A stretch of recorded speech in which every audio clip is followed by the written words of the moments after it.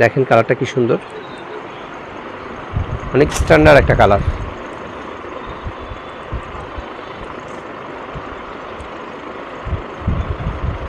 Wow, দেখেন এই কালারটা কার পছন্দ।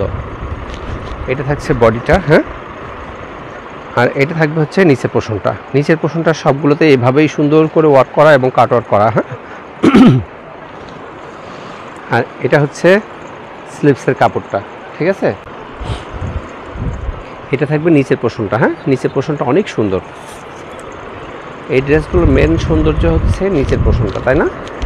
নিচের পোর্শনটা সুন্দর লাগলে ড্রেসগুলো এমনিতেই সুন্দর লাগবে, হ্যাঁ। এটা নিচের পোর্শনটা, ঠিক আছে।